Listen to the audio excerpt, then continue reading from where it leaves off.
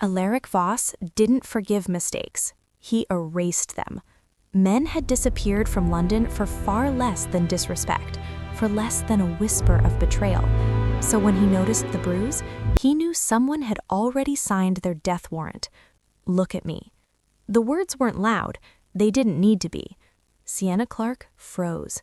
The tray in her hands trembled, porcelain rattling like it knew something she didn't want to admit. For 6 months, she'd perfected invisibility. In, serve, leave. No eye contact, no conversation, no mistakes. That was the rule inside Voss House, the most feared private estate in West London. But tonight, she broke it. "Look at me." Slower this time. Closer. Sienna turned. Too late to hide it. The bruise stretched across her jaw, deep violet, fading yellow at the edges. Not new, not old either. Repeated. Measured. Intentional. Alaric stepped forward. Once. Twice. 3 steps and she was trapped between him and the marble counter. Who did that? Her lips parted. Closed. "Nothing," she whispered. "I slipped." "Don't." One word. Sharp enough to cut bone. His hand came up. Not violent, but firm. Tilting her chin into the light. He studied it. Not just the bruise. The pattern. The history. The truth. Someone had been hurting her for a long time. And worse, they thought they'd get away with it. Say their name. Her breath hitched. "Please, sir, it's not—" Say it. The air changed. Heavy. Dangerous.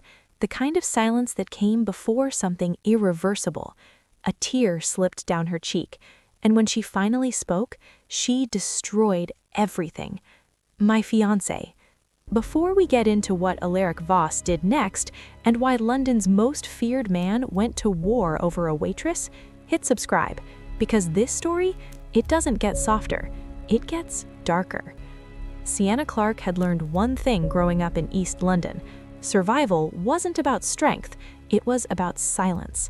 Every morning at 5 a.m., she entered Voss House through the service gate, head down, voice low, presence forgettable. By sunrise, she had already prepared breakfast for a man whose name made politicians nervous. Alaric Voss, crime lord, investor, phantom. No one really knew where his power ended, only that it did not end kindly. Inside the kitchen, Sienna was safe, or at least safer. The outside world, that was where Daniel lived, her fiancé, her mistake, her prison. You cut too fast when you're nervous. Sienna's knife slipped. She spun. Alaric stood in the doorway, watching. Always watching. I didn't hear you." "I know." He stepped closer. "You never do." Her pulse quickened. "How long?" She froze. "I don't—" "How long has he been hitting you?" Silence. Then, 2 years. Something shifted in Alaric's expression. Not anger, not yet. Something colder, more controlled, which was worse. "And you stayed." It wasn't a question. Sienna swallowed. "He wasn't always like that. They never are." A pause. Then quieter, until they realize no one will stop them. Her chest tightened. "Why do you care?" The question slipped out before she could stop it. Alaric didn't answer immediately. He just looked at her. Really looked. "You don't look at me like the others do," he said finally. Sienna frowned slightly. "I don't look at you at all." A faint smile. Dangerous. Exactly. Sienna thought that would be the end of it. She was wrong. 3 nights later, Daniel showed up, at Voss House, drunk, angry, loud enough to echo through iron gates and armed security. "Sienna, get out here!" Her blood ran cold.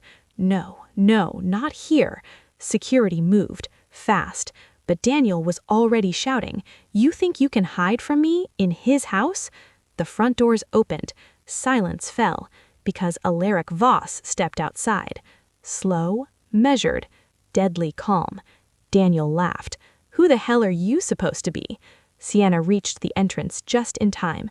"Daniel, stop!" Too late. Daniel grabbed her arm, hard. She winced. And that was the exact moment Alaric decided he was going to end a man's existence, not quickly, not mercifully, but completely. "Take your hand off her," Daniel scoffed. "Or what?" Alaric didn't raise his voice, didn't move, didn't react, which was worse. "Or you'll learn why people cross continents to avoid me." A pause. A mistake. Daniel tightened his grip. Sienna gasped. And that was enough. Alaric nodded once. That's all it took. 2 men appeared. Silent, efficient. Daniel didn't even have time to scream before they dragged him back through the gates. Gone. Just like that. Like he had never existed. Sienna stood frozen. What did you do?"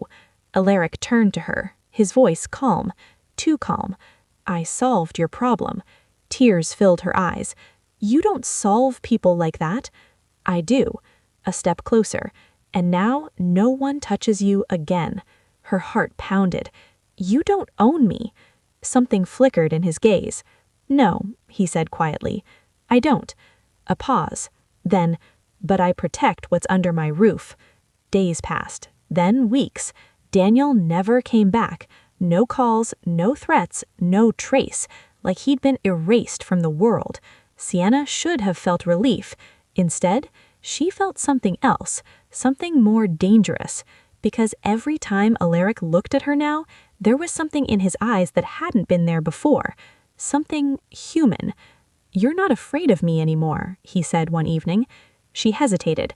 "I don't know what you are anymore." A slow step closer. "Then learn." Her breath caught. "Why me?" This time, he didn't hesitate. "Because you stayed kind in a world that tried to break you." A beat. "And I don't know how to protect that without destroying everything else." The war started the next morning. Because men like Alaric didn't remove problems quietly. They sent messages. And London listened. But the real question wasn't what he did to her past, it was what he was willing to become for her future. If you want part 2, where Alaric's enemies strike back and Sienna is forced to choose between love and survival, hit like, subscribe, and tell me in the comments, would you trust a man like Alaric Voss or run before it's too late?